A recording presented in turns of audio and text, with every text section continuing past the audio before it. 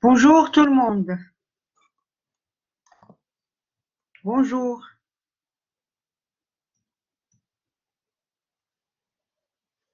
Euh,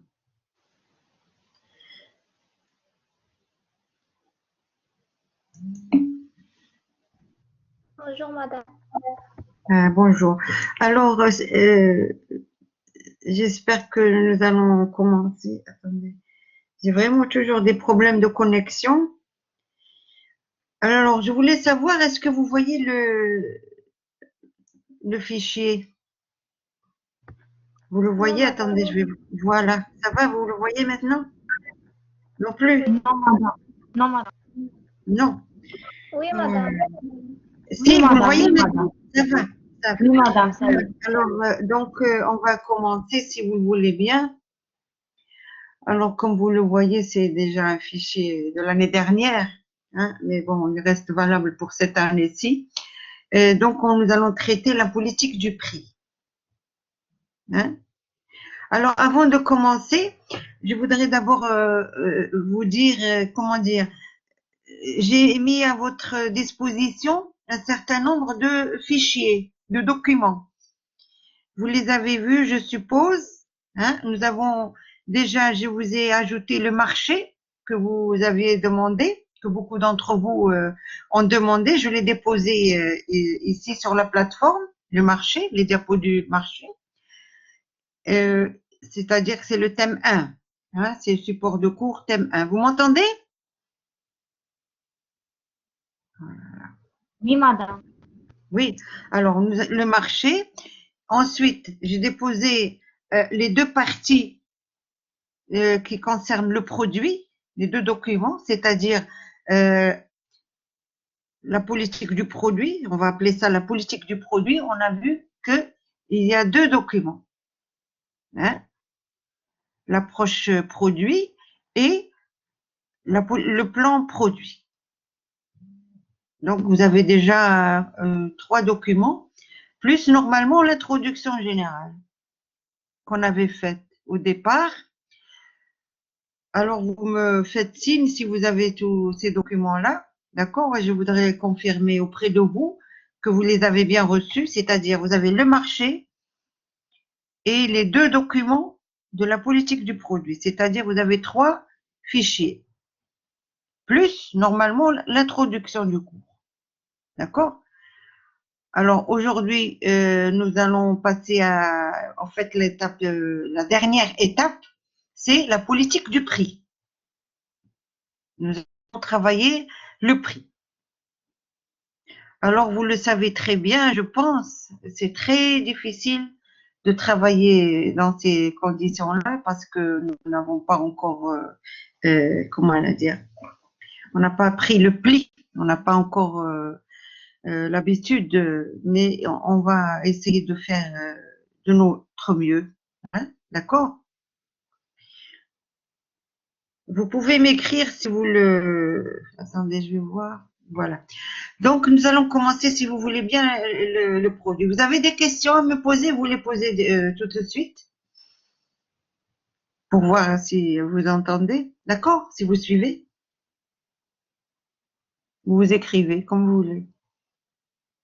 Oui?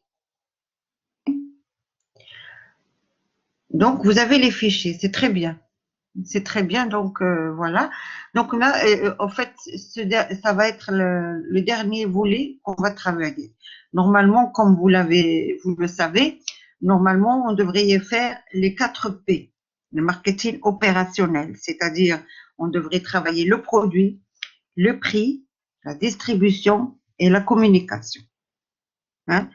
Mais ça va dépendre de la date de l'examen qui va être programmé, d'accord? Mais s'il y a des étudiants, si vous voulez avoir ces fichiers, la distribution et la communication, je vous les mettrai, je vous les, comment dire, je vous les communiquerai, hein? D'accord? Mais normalement, vous serez interrogé, évalué sur euh, tout ce qu'on a fait jusqu'à cette étape finale, la politique du prix. Le produit, le prix. Le marché, produit, prix. C'est déjà parce que moi, je fais des parties quand même assez importantes. Hein. Je travaille de façon approfondie le produit et on travaille approfondi le prix. Mais si vous voulez que je ajoute les deux autres fichiers, je peux les mettre à votre disposition, même s'ils ne feront pas partie de l'examen. D'accord? Voilà. Alors, la politique du prix. Comme vous le voyez, c'est le même plan, la même démarche que comment dire, la politique du produit, c'est-à-dire que on va travailler cette partie-là de la politique du prix, comment on gère le prix en marketing, en deux étapes. Nous allons d'abord faire le prix. Qu'est-ce que c'est que le prix? Hein? Ça veut dire, mais qu'est-ce que donc le prix? Comme on a vu, mais qu'est-ce que donc le produit? Eh bien, ici, on va voir, mais qu'est-ce que donc le prix en marketing? Hein? Parce qu'il faut toujours distinguer en économie, hein, en économie de façon générale, en gestion, mais ou en marketing, qui est plus spécifique. D'accord? Voilà. Alors, je passe. Comment on avance? Voilà. Alors, si je peux dire quelque chose, je dirais, euh, pour gérer la proposition marketing, c'est aussi, c'est-à-dire le prix, il fait partie de la proposition marketing, c'est-à-dire ce que je propose en marketing, hein, de façon simple.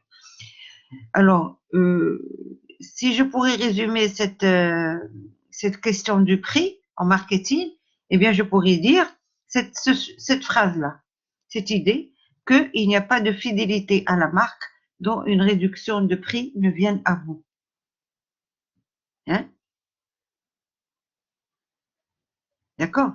C'est-à-dire que qu'est-ce que ça veut dire ici? Ça veut dire que le client euh, ou le consommateur, il est fidèle à une marque, mais euh, dans certaines circonstances, hein, il peut, comment dire, ne plus être fidèle. Hein, justement, lorsque il va, par exemple, y avoir une réduction de prix. La baisse des prix peut altérer, hein, la baisse des prix chez un concurrent, par exemple, peut altérer la fidélité à une marque. C'est un autre. D'accord? C'est-à-dire, tout ça, c'est pour vous montrer que le prix, c'est quelque chose, c'est un paramètre fondamental en marketing. D'accord?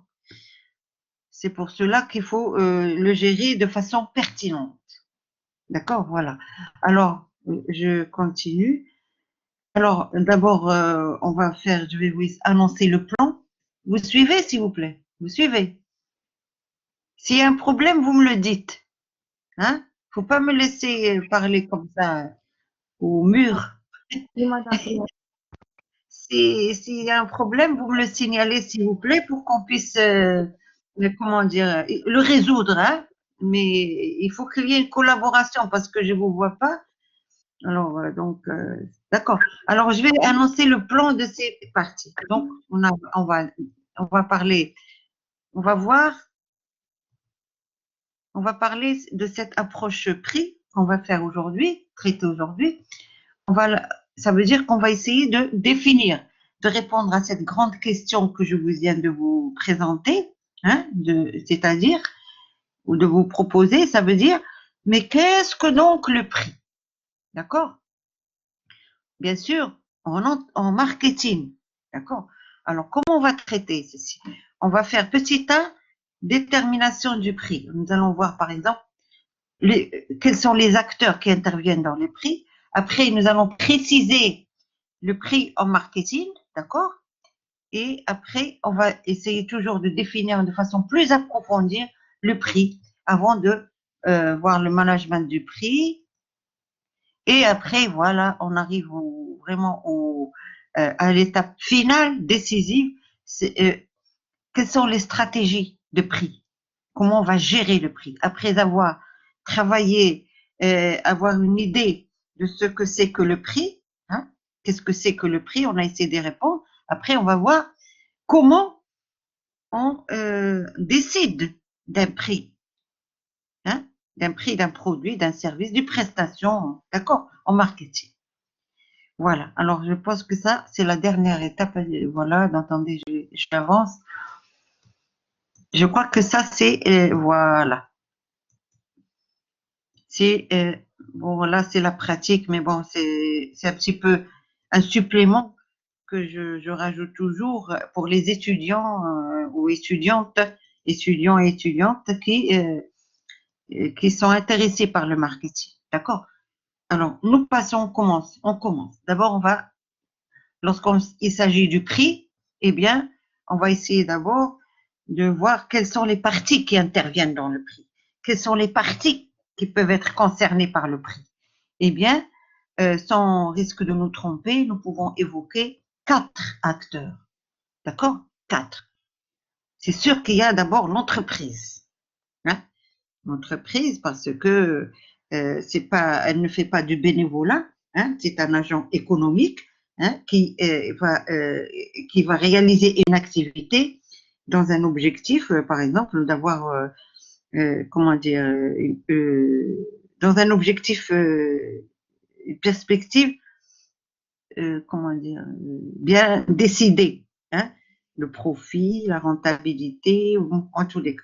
Donc l'entreprise, normalement, si elle va essayer de tenir compte lorsqu'elle fabrique, par exemple, un bien, elle est obligée de voir est-ce que cette activité de fabrication du bien, de production d'un bien, elle est rentable. Est-ce que, d'accord, euh, est-ce qu'elle est rentable, hein? Elle va assurer, puisque nous savons que notamment l'entreprise marchande, hein, elle a un objectif de rentabilité et de profit. Donc, il faut que, comme on dit, elle rentre dans ses coûts. Elle n'est pas enregistrée, la séance? Si, normalement, elle est enregistrée. Hein? Attendez. Ben, normalement, elle est en train ça se fait, enregistrement en cours, donc normalement, elle est enregistrée. Hein, elle s'enregistre au fur et à mesure. D'accord. Alors, l'entreprise. Sinon, bien sûr, face à l'entreprise, vous avez les autres entreprises, hein, qui sont des concurrents pour l'entreprise, une entreprise. Hein. D'accord. Elle peut pas, l'entreprise, elle n'est pas seule, hein, sauf dans le cas de monopole, hein, un cas exceptionnel de monopole et qui est combattu, hein, qui existe de moins en moins, puisque nous avons des lois sur la concurrence et tout ça. Donc, l'entreprise, elle évolue dans un environnement. Dans cet environnement, il y a bien entendu ses concurrents. Donc, elle est obligée d'en tenir compte, surtout si elle produit, elle fait la… D'accord. Surtout si elle évolue, les entreprises, les concurrents du même secteur, hein, ou d'un secteur concurrentiel, hein, d'un secteur, comment dire, enfin, nous avons vu au niveau du produit, je ne sais pas si vous vous rappelez, que de produits, même s'ils sont très éloignés, peuvent entrer en concurrence. Hein. C'est pas forcément les produits d'un même secteur. Les concurrents, c'est pas toujours les entreprises d'un même secteur d'activité. Hein. Ça peut être un autre secteur d'activité qui produit un bien qui peut entrer en concurrence avec le bien produit. Sinon, vous avez bien entendu les clients, la demande, puisque le produit, lorsqu'il est destiné au marché, eh bien, c'est la demande. Est-ce qu'elle va l'accepter? Est-ce qu'elle va euh, comment elle va voir comment elle va apprécier, hein, ce prix qui a été fixé. Hein. Donc, forcément, on tient compte toujours de la demande. Hein. Et ça, vous le savez aussi, puisque normalement, un produit, on ne le produit pas pour un marché quelconque, on le produit, il est destiné à une cible, hein, que j'ai bien analysée et que je connais très bien y compris au niveau de sa capacité monétaire, hein, ce qu'elle peut, jusqu'où elle peut aller, est-ce que ça peut être cher ou pas, hein. Je suis obligée de tenir compte des capacités d'achat, du pouvoir d'achat, voilà, c'est ça le pouvoir d'achat du client, du consommateur cible, qui est ma cible. Parce que au final, le produit, lui, est destiné à cette cible. D'accord? Donc la demande, c'est une part entière dans un acteur fondamental dans la décision du prix. Et puis vous avez bien sûr l'État, parce que l'État peut intervenir dans certaines, comment dire, dans certaines situations, il peut imposer un prix, hein, par exemple. Vous avez des prix subventionnés, vous avez des prix qui sont réglementés, hein, d'accord? Donc l'État est bien entendu un acteur à part entière, hein, dans la décision du prix. Ouais. Hein, vous savez par exemple le prix les ouvrages scolaires, par exemple, dans le cas du Maroc, ils sont, comment dire, il y a un prix qui est fixé en concertation avec l'État, avec les pouvoirs publics. Hein, parce qu'il y a aussi un objectif social, c'est pour aider à la scolarisation, pour que le fardeau de la scolarité, des dépenses scolaires soit allégé pour les familles, etc., etc. Hein, vous avez les ouvrages scolaires, vous avez les produits de nécessité, hein, les produits de base qui pendant longtemps ont été sont fixés à un certain niveau, hein, même si maintenant on est en train de les libéraliser, quitte à ce que l'État intervient pour comment dire pour euh, le prix des produits de base est fixé à un prix anormalement bas, hein, qui est un peu faux. Hein. Tout ça, c'est pour soutenir la demande, pour le pouvoir d'achat des citoyens, par exemple. Hein. Et l'État, il va subventionner, hein, il va verser une compensation au secteur dont il a imposé un prix, dont il a réglementé le prix des produits. D'accord? Nous pensons à l'énergie, hein, notamment domestique, industrielle, hein, pour aider les entreprises aussi. Hein. Il y a un coût anormalement bas de l'électricité, par exemple. Hein. Et l'État intervient pour faire un flux dans l'autre sens. Hein. Il va, comment dire, verser une subvention aux entreprises qui subissent ce manque à gagner. Voilà. D'accord? Par la fixation d'un prix anormalement bas imposé par l'État. Alors, nous avons les produits de base, nous avons le gaz, nous avons les médicaments. Donc, voilà, vous voyez, c'est ça. Donc, l'État est aussi un acteur à part entière dans la fixation du prix. Donc, voilà, ce sont les 4 acteurs principaux. Vous avez l'entreprise et puis les 3 autres acteurs. D'accord? Alors, je continue. Alors, si on voit une notion de prix, si vous vous référez un petit peu à, il y a une différence. Au niveau économique, comme vous l'avez sans doute, vous en souvenez toujours, en microéconomie, on vous a un petit peu suggéré que le prix, c'est un petit peu, c'est la balance, hein, c'est un rapport entre la quantité d'argent qui va être cédée par l'acheteur, hein, notamment la théorie néoclassique, et en contrepartie de la quantité de biens cédés par le vendeur. Hein.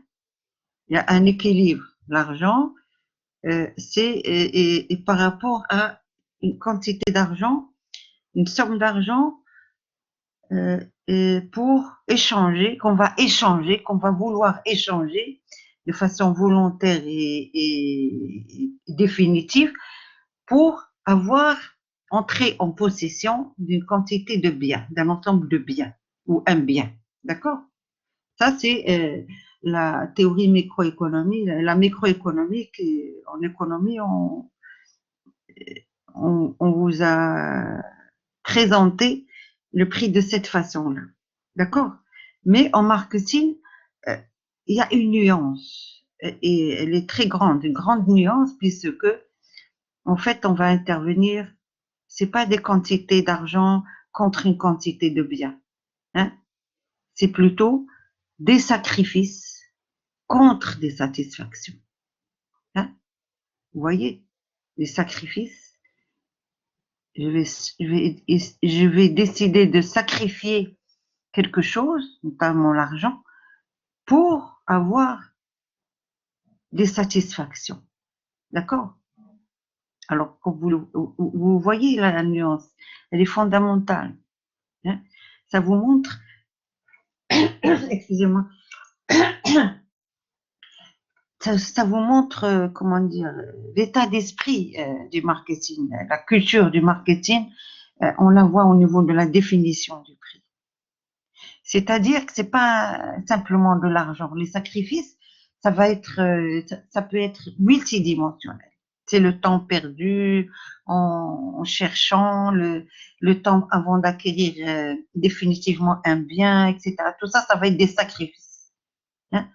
Pourquoi tout ceci? C'est parce que nous cherchons la satisfaction optimale, hein. Les marketeurs, les gens qui travaillent le marketing, eh bien, euh, euh, dans leur tête, dans leur esprit, ils recherchent toujours la satisfaction, à optimiser la satisfaction. D'accord? Alors, qu'est-ce que ça veut dire les sacrifices? Ben, les sacrifices, c'est d'abord l'argent que je vais sortir de mon porte-monnaie ou de mon billet, portefeuille. D'accord? C'est de l'argent. Hein? D'accord? Oui, ça va, vous suivez? Mais pas que, comme on dit, mais pas que.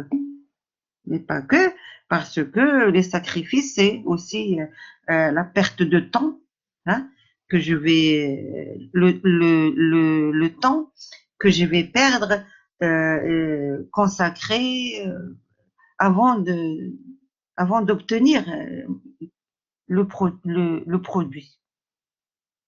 D'accord? Et les satisfactions, elles sont immenses. C'est pas simplement l'utilisation, la fonctionnalité du produit, hein, c'est tout. Alors on va essayer de voir ça. Donc voilà, les sacrifices, c'est vrai, c'est le prix nominal. Le prix nominal, ça veut dire, bon, par exemple, le prix nominal, ça veut dire ce que ça coûte, le prix affiché, hein.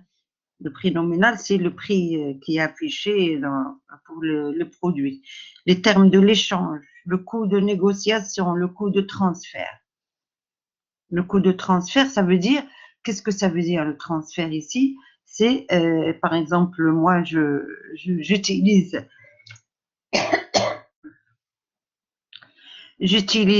une marque, par exemple, hein, j'utilise par exemple Samsung et je vais changer pour, je ne sais pas moi, pour Apple. C'est ça le coût de transfert, hein.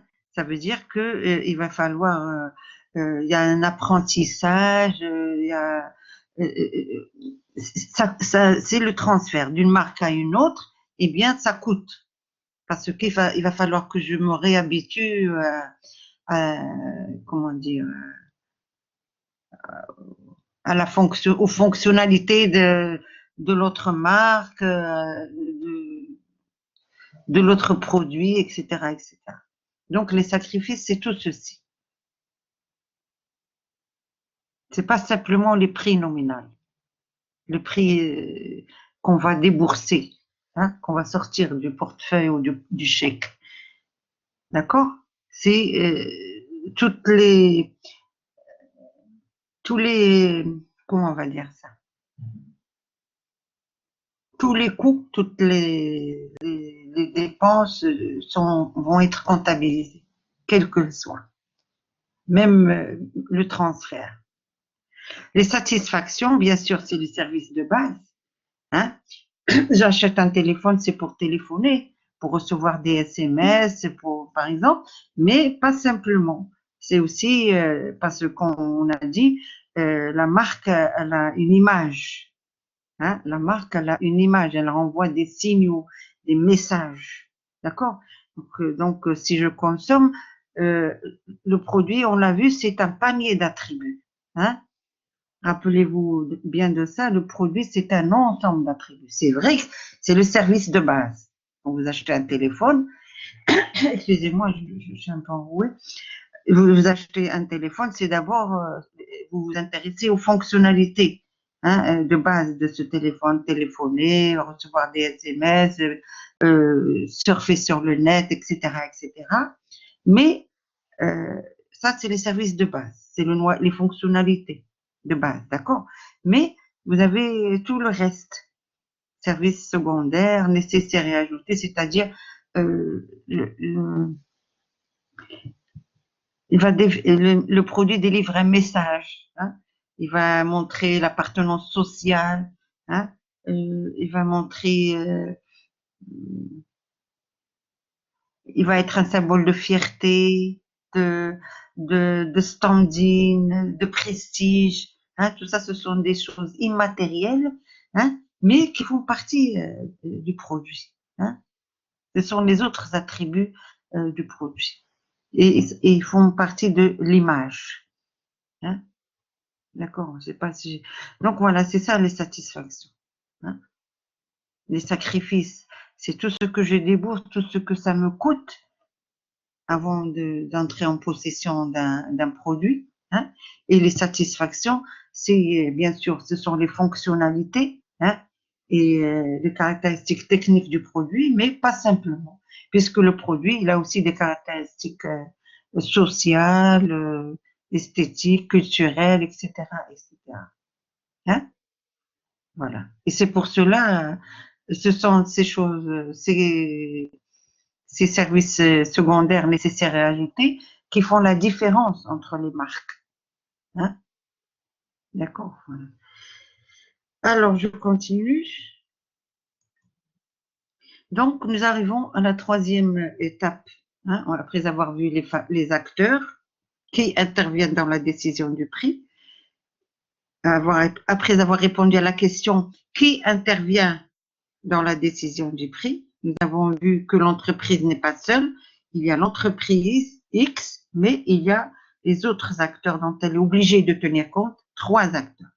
La demande, c'est-à-dire la cible de son produit, à laquelle est destiné ce produit, et qu'elle connaît déjà, parce que le produit, elle a travaillé justement en fonction de cette cible-là.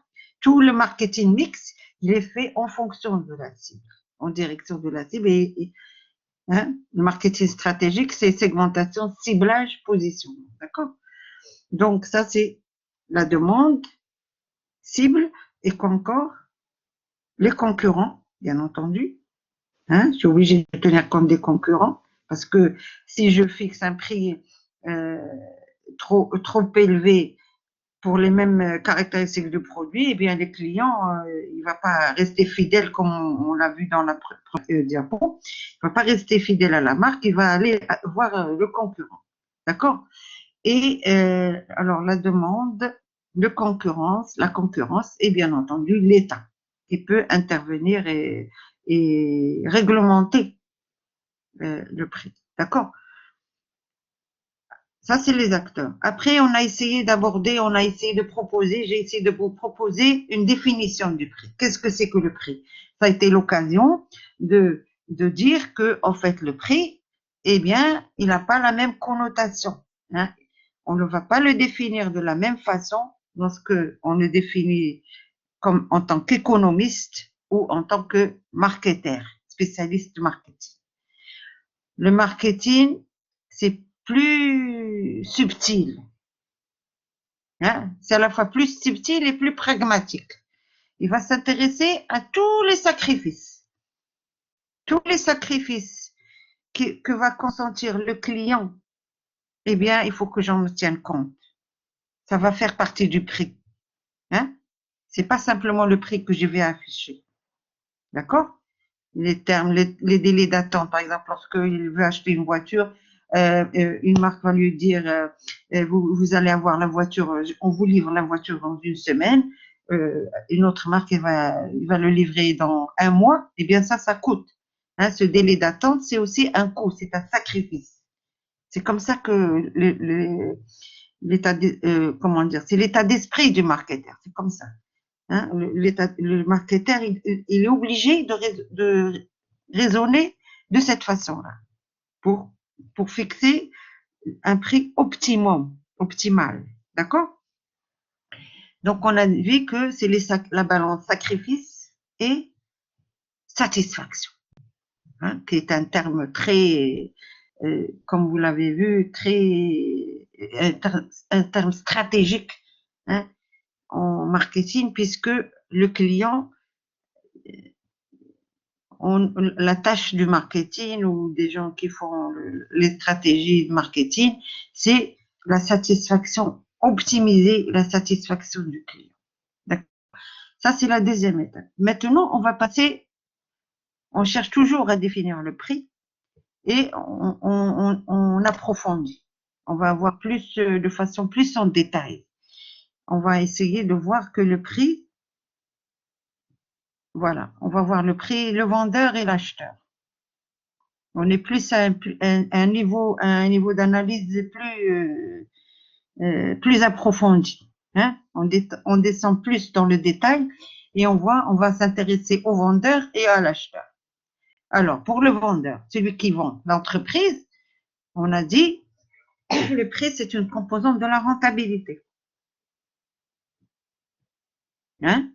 Parce que, notamment l'entreprise marchande, elle ne peut pas indéfiniment produire à perte. Hein? Proposer des produits à un prix qui ne couvre pas ses coûts, ses charges. Hein? D'abord, l'entreprise, comment dire, déjà, vendre à perte est interdit. Hein? C'est la loi sur la concurrence, interdit à une entreprise, hein, partout dans les législations dans le monde, hein, les droits commerciaux de beaucoup de pays interdisent de vendre à perte. Pourquoi? C'est justement pour respecter, hein, c'est par souci de pousser, d'obliger l'entreprise à respecter la concurrence. Hein, c'est les lois sur la concurrence. D'accord? Donc, d'abord, vendre à perte est interdit et en plus, l'entreprise ne peut pas vendre indéfiniment à perte. Hein? Elle est obligée d'avoir une rentabilité pour pouvoir survivre, hein, et rester, comment dire, survivre, c'est-à-dire rester en vie. Hein? Et l'un des objectifs de l'entreprise, c'est sa survie, puis sa pérennité. Hein? Donc, elle ne peut pas vendre indéfiniment. Donc, le vendeur, le prix, son souci, c'est de fixer un prix qui lui assure une rentabilité. D'accord? Qui soit rentable, on va dire, qui soit rentable. D'accord? Donc, ça va être le prix plancher. Hein? Le vendeur, l'entreprise, elle ne peut pas descendre plus bas que ce prix plancher. D'accord? Parce qu'elle sera en perte, elle va se mettre en difficulté financière et donc elle ne pourra pas continuer. D'accord? Voilà, ça c'est le prix plancher. Et de l'autre côté, l'acheteur, on l'a vu, le prix pour lui, c'est un sacrifice pour avoir une promesse de satisfaction. Vous voyez? Donc, c'est la balance sacrifice-satisfaction. Ça va? Le coût de négociation, c'est aussi, comment dire, c'est aussi un sacrifice. Hein? Le coût de négociation. C'est aussi un sacrifice, c'est-à-dire, qu'est-ce que ça veut dire, comment dire, le coût de négociation? Ça veut dire, par exemple, dans des marchés publics ou dans des cas de commande, hein, il y a des étapes où on va négocier le prix, hein, et ça aussi, c'est un temps qui est perdu. Donc, comme vous le savez, le temps, c'est aussi une ressource rare en économie. Hein, donc, c'est aussi un sacrifice. D'accord? Alors, donc voilà. Donc, on va avoir deux niveaux. Si on va avoir, si vous voulez, comme un intervalle. Un intervalle, comment on va dire, euh, un intervalle, comment on va dire ça? Un intervalle juste, un intervalle, il va y avoir, comment dire, la contrainte du vendeur et la contrainte de l'acheteur vont fixer un espace, hein, vont délimiter un espace dans lequel l'entreprise pourra fixer son prix. Hein.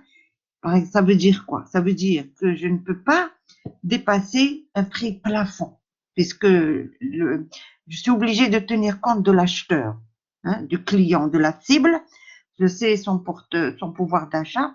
Donc, si je fixe un prix au-delà du pouvoir d'achat de l'acheteur, de la cible, eh bien, ça serait vraiment très maladroit parce que le, comment dire, la cible ne va pas réagir.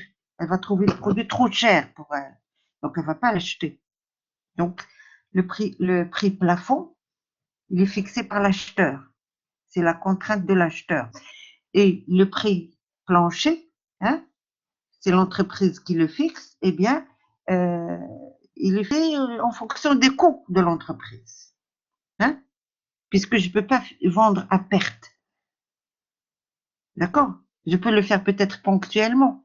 Et encore, je vous dis, c'est interdit par la loi.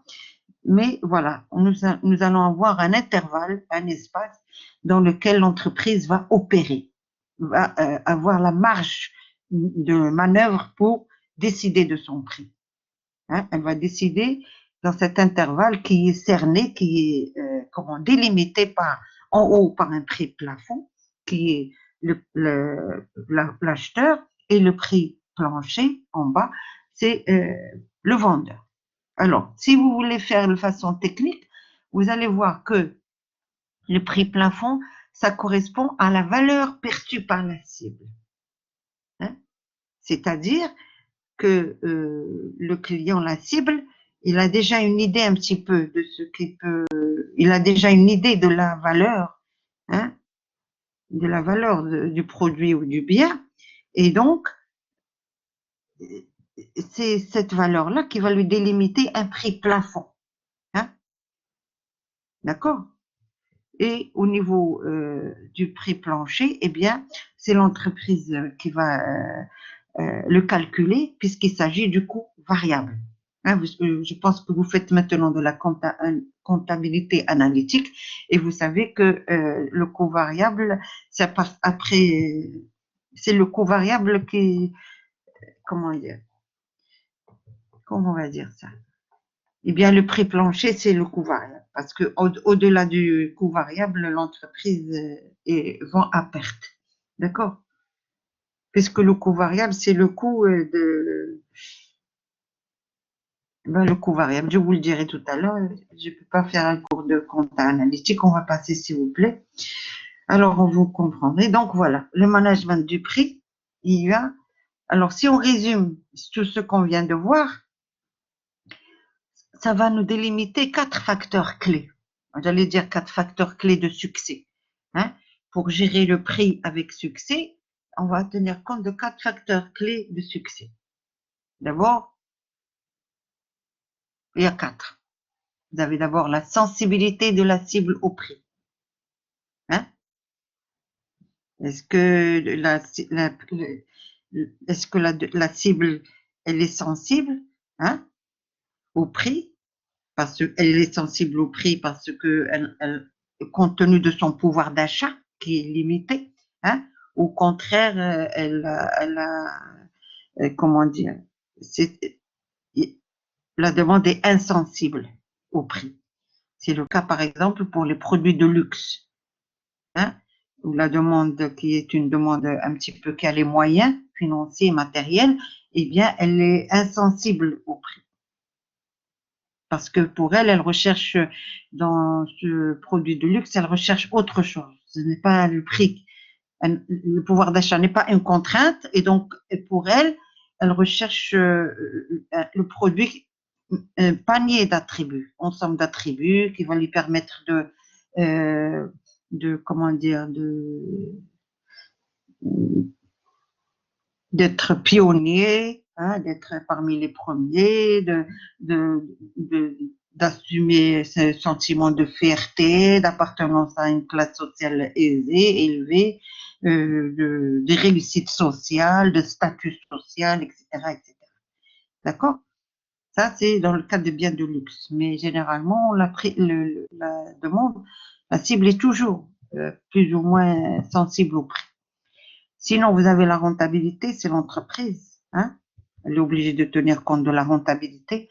Et de l'autre, vous avez la concurrence et le positionnement. Alors, si vous voulez, sensibilité de la cible au prix, nous l'avons vu, c'est la demande. La rentabilité, c'est l'entreprise. La concurrence, on a vu, c'est les trois acteurs. Si vous avez la demande, la concurrence, on va commencer à droite. La rentabilité, ça réfère à l'entreprise qui produit, qui doit décider du prix d'un produit qu'elle fabrique. D'accord? Alors, elle doit décider du prix qu'elle fabrique et du prix d'un produit qui est destiné à une cible. Donc, c'est la demande en face. D'accord? Et puis, bien sûr, l'entreprise, elle n'est pas seule, elle est obligée de tenir compte de la concurrence. Donc, on a 1, 2, 3, les trois acteurs. Alors, c'est ce que je vous ai dit tout à l'heure, hein, dans la première diapo. On a dit 4 acteurs. Mais ici, c'est pas l'État. Ici, on est à un niveau plus approfondi. Un autre niveau, c'est le positionnement. Je ne sais pas si vous vous rappelez, mais je vous ai dit que le marketing stratégique en introduction, hein, on en a fait le cours d'introduction, ça a été l'occasion de voir qu'est-ce que ça veut dire le marketing stratégique et qu'est-ce que ça veut dire le marketing opérationnel. D'accord? Alors, on a dit que le marketing stratégique, je vous ai dit, c'est 3 étapes. C'est une étape d'analyse. Hein. D'abord, c'est la segmentation, hein, l'analyse de marché. Segmentation, ciblage, c'est-à-dire la cible, hein, que je vais étudier de façon approfondie. Et après, troisième étape, pourquoi j'étudie la cible de façon approfondie? Parce que je lui destine le produit. Et après, la troisième étape, justement, c'est le positionnement. Je dis toujours aux étudiants et étudiantes que des deux segmentations, ciblage, j'essaie de repérer, d'approfondir la personnalité du client, de la cible. D'accord? Positionnement, c'est moi qui vais faire le positionnement. C'est moi qui vais créer l'entreprise. Elle va créer une personnalité. Elle va créer une position à son produit parce qu'elle connaît la personnalité du client. Elle va essayer de lui faire correspondre la personnalité du produit. Le succès du marketing se réalisera lorsque j'aurai positionné de façon appropriée, pertinente, mon produit, le produit que je fabrique par rapport à la cible. Je dis ça, ceci, c'est-à-dire que j'aurais fait correspondre, j'aurais créé, fabriqué la personnalité à mon produit, hein, qui colle parfaitement à la personnalité du client. Hein. Vous voyez? Segmentation, ciblage, c'est la personnalité du client que j'approfondis, que j'analyse, je décortique. Hein. Pourquoi faire? Pourquoi? Hein. Je ne fais pas une étude sociologique comme ça, je la fais pour proposer un produit qui colle parfaitement à sa personnalité, à la personnalité du client. Et voilà. Donc, l'entreprise, elle va donner à son produit une position, une personnalité qui colle parfaitement, qui adhère parfaitement à la personnalité du client. D'accord? Donc, voilà, c'est ça les 4 facteurs. Je vais tenir la demande, concurrence, rentabilité, position. Le problème, dans quel ordre faut-il les analyser? Alors, qu'est-ce que vous allez dire, vous? Vous avez une idée? pour vous entendre.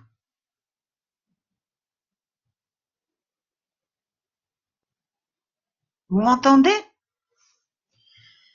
Aïe, aïe, aïe, aïe, aïe. Alors, vous m'entendez? Donc, on va écrire. Dans quel ordre? Voilà. Pour savoir dans quel ordre examiner les domaines d'analyse, c'est-à-dire pour savoir il faut savoir, voilà. Ça serait lequel pour vous qui est important? Hein? Comme pour comment dire? Comme toujours, hein? Ce genre de questions amène une réponse euh, un peu évasive, quoi. On va dire une réponse qui n'est pas exacte, puisque on dit le problème dans quel ordre faut-il les analyser? Eh bien, quelqu'un d'astucieux, il va dire, eh bien, cela va dépendre, hein? Cela va dépendre des situations, des contextes, d'accord? Eh bien, c'est ça. C'est en fait, c'est vrai, c'est la réalité et c'est aussi, ça montre la complexité, hein, de fixer le prix en marketing. Euh, Cela va dépendre de la situation, du contexte, du produit, hein, et de l'objectif qu'on recherche, notamment. D'accord? Alors, on va continuer si vous voulez bien. Donc, pour savoir dans quel ordre examiner, il faut savoir que le prix, c'est une composante stratégique. Voilà. Le prix, c'est un levier sur lequel je vais compter pour, pour, euh, pour réaliser la stratégie. Hein, parce que, comme vous le savez, on n'a pas eu le temps de tout dire, mais le prix, c'est la seule variable du marketing mix, hein, qui fait rentrer de l'argent, des recettes. On a coutume de dire cette phrase-là, cette idée, de rappeler que le prix, c'est la seule variable du marketing mix, marketing de court terme, hein, qui fait rentrer des recettes à l'entreprise. Donc, c'est très important, hein, de ne pas se tromper, de fixer un prix qui soit pertinent, hein, pertinent, bien entendu, par rapport à la cible que j'ai analysée en long, en large, de façon approfondie, dans le cadre dans une étape en amont, qui est le marketing stratégique, où il y a 3 étapes. Segmentation, ciblage, hein. Dans la segmentation ciblage, j'essaie de décortiquer la personnalité du client et de la cible. D'accord? Hein, je segmente, cible, c'est-à-dire ciblage, je repère des cibles sur le marché et après, délibérément, je vais essayer de sélectionner, je sélectionne une cible, hein, que je vais analyser en détail, hein, et qui va être ma cible du produit que je vais mettre sur le marché. Et le produit, pour qu'il soit en harmonie, il faut qu'il soit en harmonie avec la personnalité du client. Donc, je vais lui fabriquer une personnalité. Hein? Personnalité et le succès. Je sais que je me répète, mais c'est tellement important. Le succès du marketing ou d'un produit se réalisera le jour où la personnalité que j'ai créée pour mon produit, hein, en tant qu'homme femme du marketing, colle parfaitement à la personnalité du client que j'ai eu l'occasion d'approfondir et de détailler et de bien connaître. Vous voyez, hein, c'est ça. Pourquoi tout ceci? Parce que nous sommes, comme on l'a dit en introduction, nous sommes dans un monde un contexte, monde, comment dire, rapide, incertain, qu'est-ce qu'on a dit d'autre? Incertain, mondial, un monde plus mondial, hein? Il y a une abondance de l'offre par rapport à la demande maintenant. D'accord? Voilà. Surtout avec les nouvelles technologies, hein, avec le commerce électronique, tout ça. Donc, la digitalisation, le marketing digital, etc. Alors, donc, voilà. Donc, il y a 2 stratégies possibles. Hein. Le prix, je vais compter sur le prix pour réaliser ma stratégie marketing. Hein. Alors, en fait, je vais fixer le prix en fonction de ce que je recherche, de mon objectif. Qu'est-ce que je cherche? Est-ce que je cherche le marché ou est-ce que je cherche la rentabilité? C'est-à-dire, est-ce que je vais me placer en externe le marché, c'est-à-dire, alors le marché, vous le savez bien, dans le marché, il y a les concurrents. Hein? Est-ce que je cherche à fixer un prix qui s'impose, qui va s'imposer aux concurrents, hein? Et donc, il va me récolter des parts de marché. Je vais prendre une part de marché, d'accord? Ou alors, je suis un petit peu très, comment dire, terre à terre, très pragmatique. Je recherche le court terme, je cherche la rentabilité. Je ne cherche pas à avoir une vision des décennies du futur. Hein? Je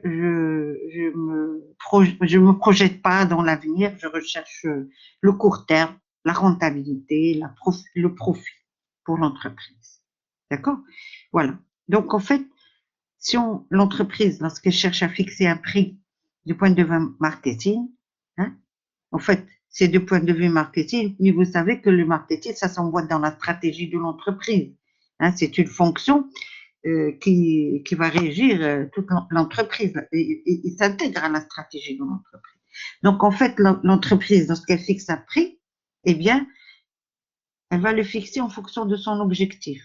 Est-ce qu'elle cherche à avoir une grande part de demande et une grande part de marché, s'imposer aux concurrents, d'accord, par exemple, ou alors est-ce que pour elle, c'est surtout sa survie, sa rentabilité à court terme, d'accord, voilà. Voilà, ben c'est ça. Si vous avez compris ça, vous avez compris. Donc voilà. Donc nous arrivons, voilà les deux stratégies possibles. Alors je vous laisse voir ça parce que vous avez quand même fait de la compta analytique, vous avez fait de la compta, vous savez un petit peu comment déchiffrer, pardon, pas défricher, déchiffrer cette diapo. D'accord? Voilà. L'objectif stratégique de chaque produit, c'est soit les stratégies de volume prioritaire. Je cherche à avoir la plus grande part d'avoir le plus gros d'affaires, hein, puisque le chiffre d'affaires, c'est P contre Q, c'est-à-dire le prix fois quantité. D'accord? Quand c'est en valeur. D'accord? Hein? Ou c'est le nombre d'unités vendues. En... Donc, soit je choisis la demande, le marché, soit je choisis la rentabilité. Donc, soit c'est la stratégie de volume, et donc je vais m'intéresser je vais fixer un prix qui intéressant, entre guillemets, pour la demande, pour la cible, hein, de façon à avoir un volume le plus important possible de la demande pour mon produit, de la cible, d'accord? Et sinon, c'est dicté par la rentabilité, comme vous le voyez, c'est surtout les coûts. Hein? Je décide d'abord de m'assurer une rentabilité, c'est-à-dire que je vais calculer de façon détaillée les charges de l'entreprise et je vais essayer de ne pas, comment dire, je vais faire en sorte que ça sera ma priorité, hein, que je rentre dans mes frais et dans mes charges. D'accord? Alors voilà. Et objectif de génération de cash flow pour l'ensemble. Alors, comme vous le savez aussi, c'est que l'entreprise, comme on l'a dit souvent, je crois on l'a dit au niveau du produit, l'entreprise, elle ne fabrique pas un produit. Elle n'est pas monoproduit. Hein? Elle va faire des gammes de produits. D'accord? Donc, l'entreprise, elle est diversifiée. Et ce raisonnement, elle le fait au niveau de toute l'entreprise. Hein? D'accord? L'ensemble des portefeuilles de produits, c'est-à-dire c'est tous les produits de l'entreprise. Quand on dit le portefeuille de produits, ça veut dire qu'il y a plusieurs produits et position de chaque produit dans le portefeuille. Hein, vous voyez, ça c'est le raisonnement marketing qui va s'emboîter dans le raisonnement de la stratégie. Hein. Lorsqu'on analyse la stratégie d'entreprise, on va parler des matrices de portefeuille. Hein. Matrice de portefeuille, c'est-à-dire de portefeuille de produits. Hein? Ça, c'est quand on fait la stratégie. Mais en marketing, c'est aussi la même chose. Hein? Ce raisonnement, donc on va essayer de, je sais pas comment vous dire, c'est-à-dire que ça va dépendre des objectifs. C'est comme quand on vous voyez la structure de la gamme, hein, vous allez avoir des produits d'appel sur lesquels l'entreprise va vendre à perte, hein, qu'elle va proposer pratiquement sans profit, mais ils ont un objectif, hein, c'est de faire venir le client pour placer des produits qui soient plus rentables pour l'entreprise. Eh bien, c'est la même chose. On va essayer de raisonner de façon globale au niveau de l'entreprise, au niveau de l'ensemble des produits fabriqués par l'entreprise, et par la suite, on va chaque chaque gamme de produits, eh bien, elle va avoir un objectif spécifique. Donc, c'est ça, objectif stratégique de chaque produit ou chaque gamme. Hein. D'accord. Bon, c'est sûr qu'on peut. Alors voilà. Donc, si on fait au départ du marché, on va d'abord commencer par étudier la cible, comme on l'a dit, hein, puisqu'il s'agit de fixation au départ du marché, c'est celui-ci, c'est la stratégie de volume. Hein. J'essaie d'avoir le maximum de demandes pour mon produit. Hein. Je cherche à maximiser le chiffre d'affaires pour mon produit. Donc, je pars d'abord d'une étude de la cible, je pars de la demande. Quel est le prix maximum qu'elle va payer? Parce que le prix, c'est quel ça? C'est le prix plancher, pardon, plafond. Parce qu'il ne faut pas que je fasse l'erreur de proposer un prix qui soit supérieur au prix plafond. L'entreprise, la cible, elle ne pourra pas réagir positivement parce que ça sera un prix pour elle prohibitif, un prix qui lui interdit de réagir, d'avoir une action positive, c'est-à-dire d'acheter le produit. Ça sera en dehors de ses moyens, si vous voulez, de façon simple. Prix maximum, le prix fer, ça veut dire le prix qui convient, et le prix minimum. Hein, c'est ça. J'ai essayé de... Et vous savez, on le fait, ça. Vous savez, il y a le prix, c'est ce qu'on appelle le PPO. PPO, prix psychologique optimum, justement. Hein? Le prix psychologique optimum, c'est un prix qui va être, qu'on va essayer de repérer, hein, en faisant une enquête. On fait au préalable une enquête, un sondage d'opinion, hein, chez les consommateurs ou les non-consommateurs d'un produit pour essayer de voir quel est le prix fair, c'est-à-dire le prix qui convient, hein, le prix adéquat, pertinent. D'accord? Et justement, le PPO, il permet, on va le calculer euh, comme tout à l'heure, le prix plancher, prix plafond, prix plancher, on va avoir un prix maximum et prix minimum. On va poser deux questions. On va le voir tout à l'heure peut-être.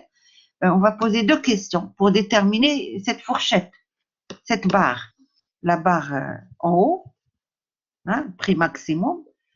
On pose dit quel est le prix maximum que vous pourriez débourser compte tenu de votre comment dire, compte tenu de votre porte-monnaie, de votre pouvoir d'achat, hein, qui vous semble le plus cohérent. Donc ça, c'est pour délimiter le prix plafond, le prix maximum. Et pour déterminer le prix minimum, on va dire quel est le prix qui vous semble pertinent. Et si c'est un prix plus bas, vous douterez de la qualité du produit.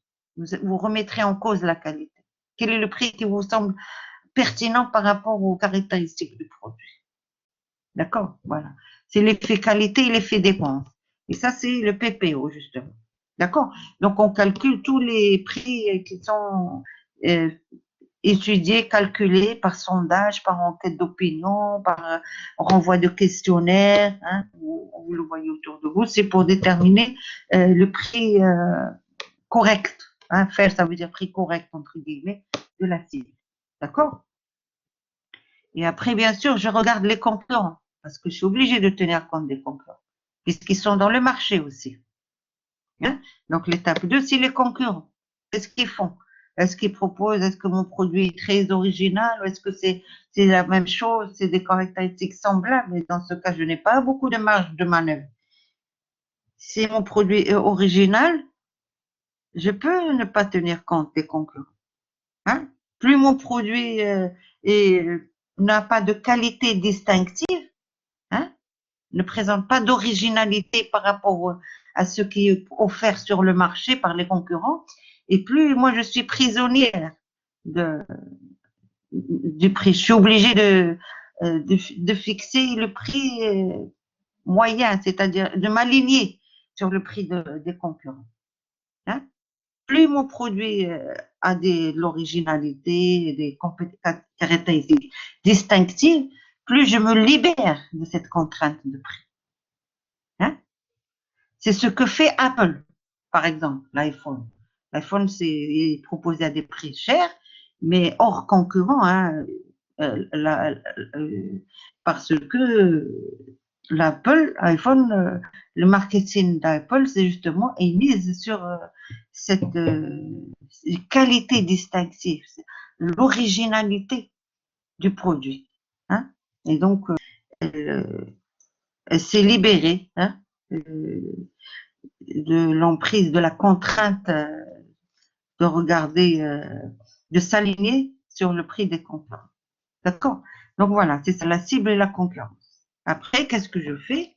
Eh bien, je vais déterminer des fourchettes de prix, scénario de volume. Bon, ici, c'est un peu le texte à sauter, mais je vais laisser parce que j'ai peur de faire une mauvaise, comment dire. Je vais laisser, mais j'avais bien compris la concurrence. Je fais toujours proposition marketing haute, proposition marketing basse. Ça parle de la concurrence. Et après, je vais déterminer les fourchettes de prix. Je fais des scénarios. Hein.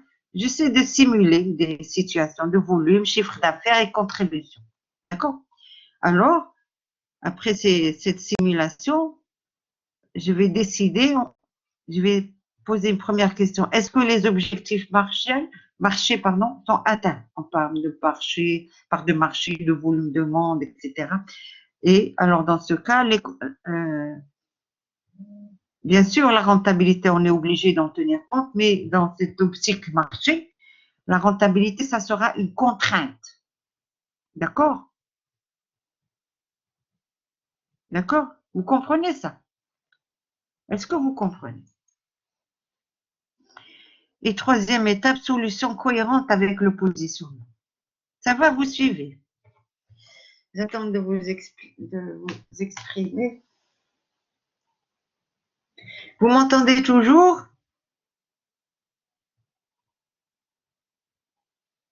Oui, madame. Donc voilà, alors voilà, si vous voulez.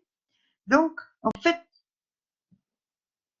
on a toujours trois étapes à la fin quand hein, objectif, contrainte, et la dernière étape, c'est toujours solution cohérente avec le positionnement. C'est-à-dire, le prix que j'ai fixé, il doit toujours obéir à, il faut toujours veiller, comme on l'a dit au niveau de, il faut pas que ça dénature le positionnement. Il faut pas que ça casse le positionnement, la personnalité du produit. Hein. On va le voir tout à l'heure. Regardez. Voilà. Voilà. Au départ de la rentabilité, on va le voir et après on revient. On part de l'analyse des coûts. Hein. On part de l'entreprise. Le point de départ, ce n'est plus la cible puisque c'est en interne. Je vais voir l'analyse des coûts. Donc, j'analyse tous les coûts et vous savez, frais fixes, frais variables, points morts, contribution unitaire, etc., etc. Après, j'analyse l'élasticité de la demande au prix. Hein. C'est-à-dire, est-ce que la demande est sensible et quel est l'ordre de sensibilité, le degré de sensibilité de la demande au prix. Hein. Après, je vais déterminer la fourchette des prix, scénario de volume, chiffre d'affaires, contribution, etc. Et voilà, au final, ici, puisque fixation des prix au départ de la rentabilité, donc, je vais, comment dire, décider d'un prix, hein, sur la base de scénarios que j'aurais fait, des modèles de simulation que j'aurais fait. Et voilà. Est-ce que l'objectif de rentabilité est atteint? Comment je vais décider d'un prix? Il faut que je me dise, est-ce que les objectifs rentabilité que j'ai posés, et puisque la rentabilité est un objectif, est-ce que c'est cohérent avec l'objectif de rentabilité que j'ai décidé, hein, que je me suis fixé? Et alors, dans ce cas, le marché, ça sera une contrainte. Est-ce que les contraintes marché sont respectées? Hein? Les contraintes marché, c'est-à-dire, est-ce que la demande, est-ce que la demande et la concurrence, c'est correct par rapport à la concurrence et à la demande? D'accord? Voilà. Et puis, toujours, toujours, toujours, quelle que soit la stratégie, il y a toujours, est-ce que c'est cohérent avec, est-ce que je ne casse pas, il ne faut pas casser le positionnement, la personnalité du produit. Hein? D'accord? Un prix de luxe, un produit de luxe, ça a forcément un prix euh, euh, élevé, prohibitif, c'est-à-dire un prix qui va exprimer l'exclusivité, la rareté. Hein? L'exclusivité à une catégorie sociale. Vous voyez? Donc, si je mets un produit de luxe, je le rabaisse le prix trop bas, eh bien, la cible va plus, comment dire, elle va, elle va plus le voir de, je casse la personnalité de mon produit. Hein? Je détruis sa personnalité. Et donc, la cible ne va plus se reconnaître, ne va plus reconnaître, comment dire, ne va plus séduire euh, cette demande, la cible. D'accord? Voilà. Donc, alors, je revois en arrière. Donc, voilà, c'est ça les deux stratégies. Soit c'est en fonction du marché, du chiffre d'affaires, et dans ce cas, je vais analyser la demande, le marché. Hein? Puisque j'ai l'objectif, c'est le marché, j'analyse le marché. Je me concentre, je concentre mon analyse sur le marché.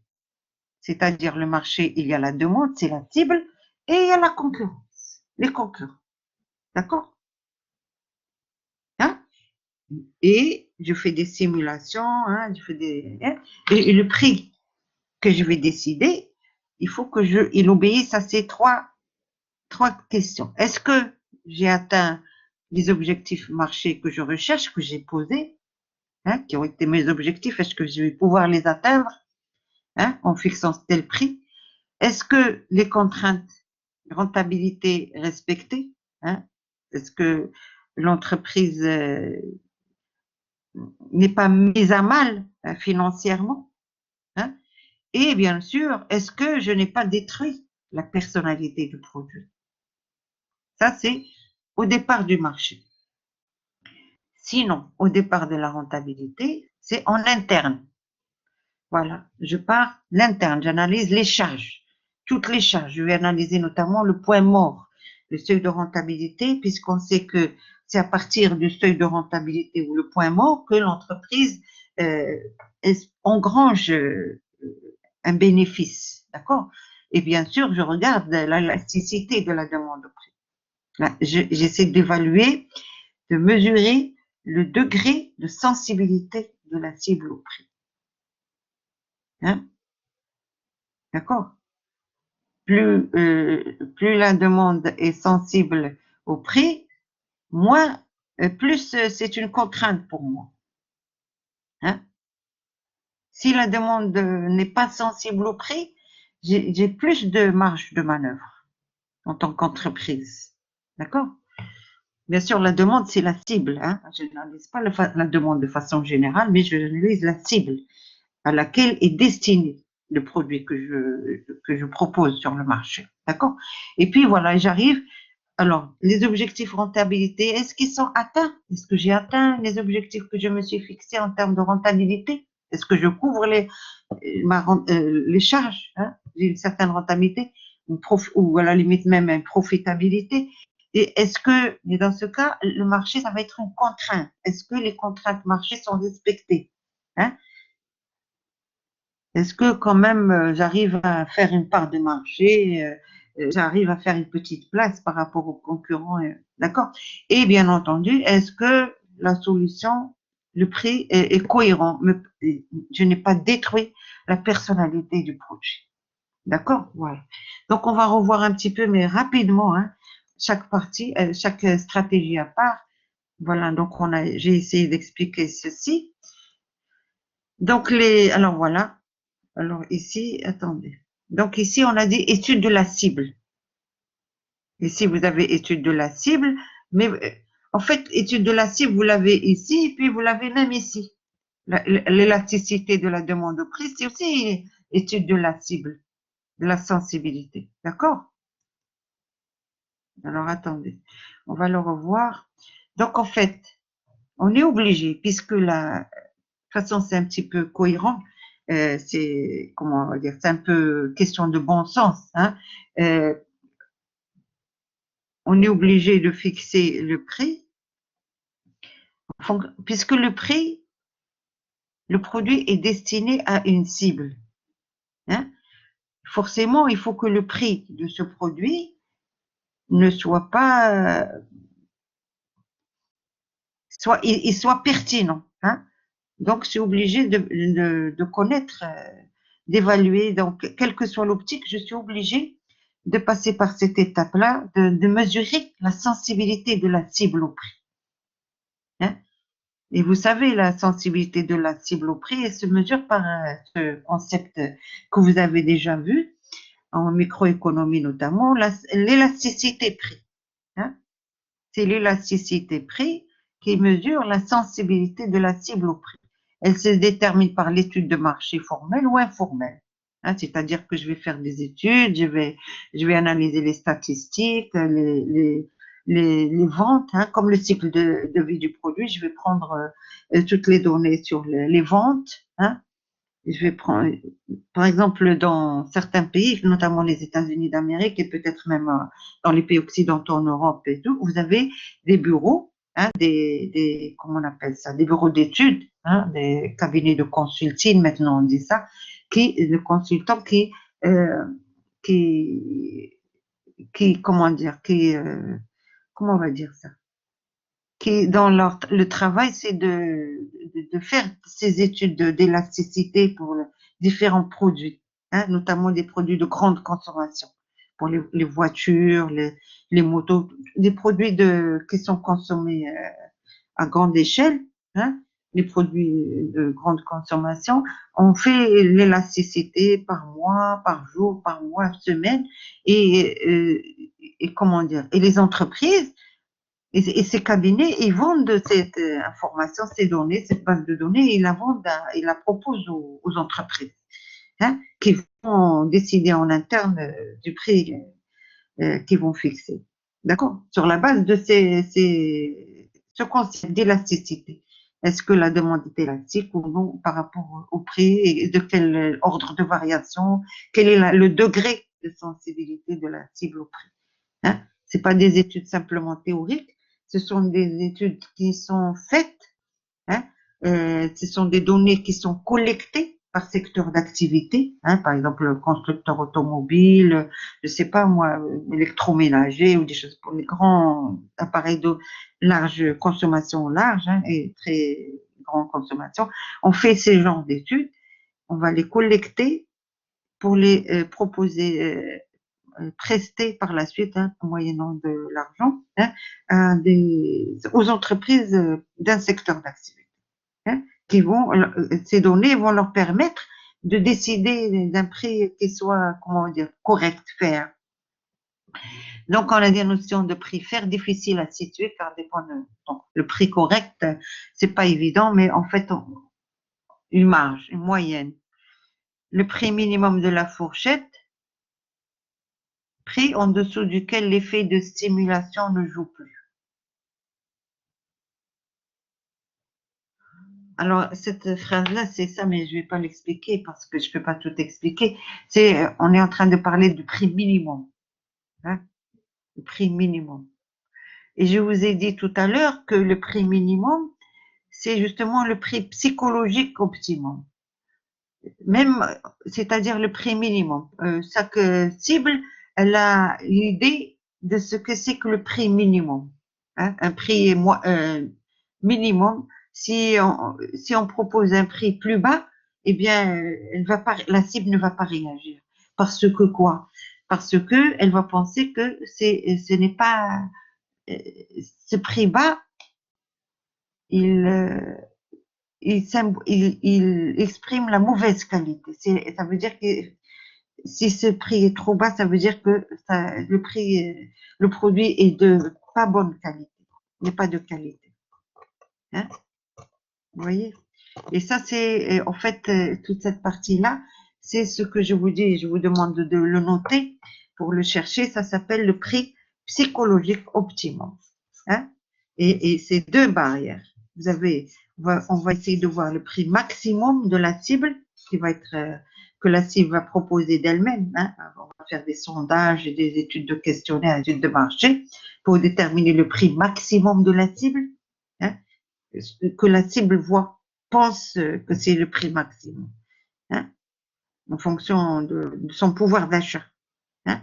Maximum on va le poser aux gens, hein, un échantillon, on va leur poser quel est le prix maximum que vous pourriez consentir pour acheter tel téléphone, par exemple, tel, je sais pas, un téléviseur, d'accord. Et on va dire, et de l'autre côté, on va le prix minimum. Le prix minimum, c'est l'effet qualité. Si on descend plus bas que le prix, que ce prix minimum, dans la tête de la cible, dans l'esprit de la cible, ça correspond, ça veut dire que le produit est de mauvaise qualité. Vous voyez? C'est l'effet, le prix maximum, c'est l'effet dépense, pouvoir d'achat. Le prix minimum, c'est l'effet qualité. Si on descend plus bas, ça veut dire pour le consommateur, il ne va pas réagir parce que il va penser que c'est de mauvaise qualité. C'est ça. C'est le prix en dessous duquel l'effet de stimulation ne joue plus. Hein, parce que généralement, l'effet de stimulation, j'essaie de stimuler la demande en baissant le prix. Mais si je propose un prix plus bas que ce prix minimum dans la tête de la cible, eh bien, ça va pas marcher parce que pour elle, ce prix est trop bas et donc elle va douter de la qualité du produit que je propose à un prix tel aussi bas. D'accord? Voilà. Alors, donc, le système d'info marketing doit nous renseigner. Voilà, c'est ce que je vous disais. C'est le système d'information marketing qui renseigne sur les propositions de la concurrence. D'accord? Hein? Et c'est pour ça que parfois il y a l'espionnage. C'est à ce niveau-là aussi. Hein? Il faut savoir un petit peu ce qui se passe chez les voisins, les concurrents. Certains problèmes, comme on dit, certains marchés ouverts à l'info, d'autres pas. Donc, il faut se débrouiller pour essayer de voir un petit peu la stratégie de prix des concurrents. D'accord? C'est pour ça qu'on dit se limiter aux vrais concurrents. Hein? Il ne faut pas analyser tout le marché.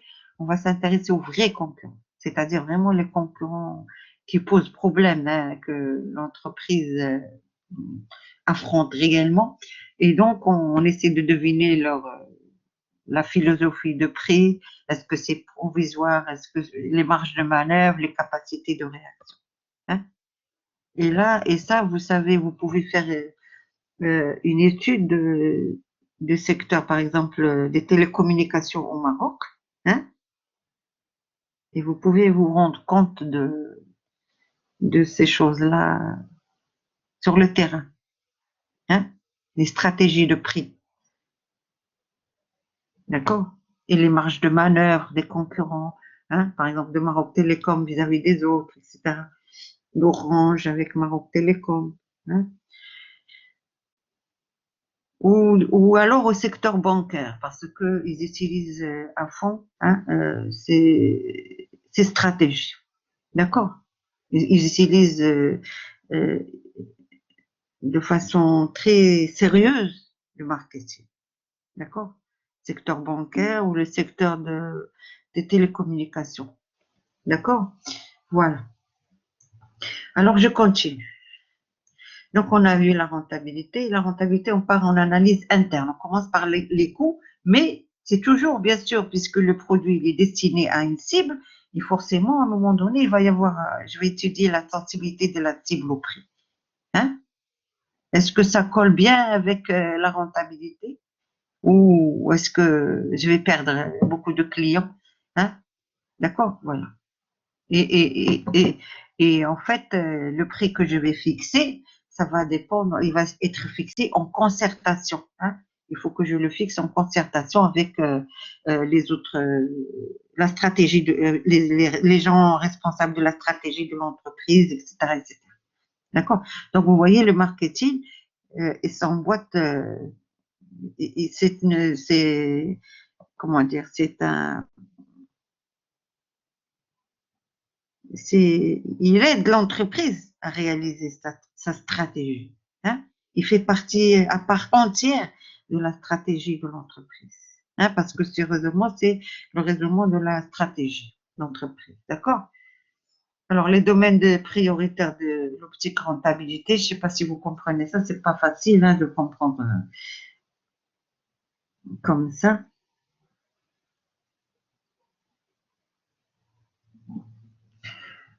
Vous comprenez un peu ça? Voilà, l'optique rentabilité, c'est parce que je cherche à avoir, par exemple, le profit. Hein. Ce n'est pas la stratégie de volume, mais c'est une stratégie de profit. Je cherche à entrer dans, avoir la rentabilité, optimiser la rentabilité. Donc, je cherche à avoir un volume de profit. Hein. C'est pas le volume de demande qui m'intéresse. Donc, j'essaie de confronter les charges de l'entreprise en interne et par rapport à ce que, comment dire, ce que je peux vendre, le volume de la demande, ce que je peux vendre. Donc, effet sur la rentabilité unitaire, c'est le prix égal moins la frais variable, hein, puisque c'est le coût variable, hein, égale la contribution, et je vais fait sur le volume, ça me donne le profit. Contribution totale moins les frais fixes égale le profit. En fait, je vous laisse réfléchir à ceci à tête reposée, hein, parce que d'emblée, c'est une partie technique, donc il faut rien que essayer de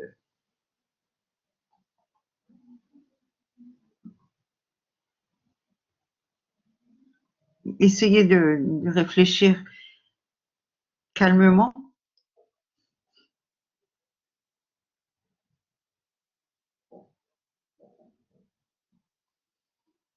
Alors, je continue. Donc, en fait, c'est ça.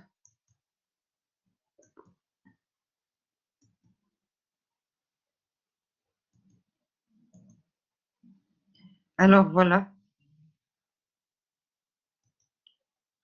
Voilà les deux objectifs, des stratégies que j'ai mis ici. J'ai aligné. Enfin, j'ai aligné, non. J'ai essayé de les mettre sur la même diapo. Vous avez la stratégie marché et la stratégie rentabilité. Et vous les avez ici, la démarche. Hein? Ça va? C'est vrai d'emblée comme ça. On sait que l'élasticité, c'est la fixation des prix. Non? L'élasticité, c'est pas la fixation des prix. L'élasticité, ça mesure le.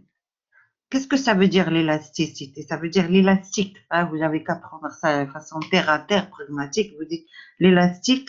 Élastique, ça veut dire, vous voyez l'élastique, ça veut dire, je ne sais pas moi, c'est la matière, une matière qui change, qui varie. Hein. Si je le prends des deux côtés, hein, je vais l'allonger. Et sinon, si je ne tire pas sur les deux côtés, eh bien, il va être plus petit, plus court. Élastique, ça veut dire, je ne sais pas, moi, je vais changer, varier. Hein, varier, je ne sais pas comment vous dire ça. L'élastique, ça veut dire, c'est la variation. Hein.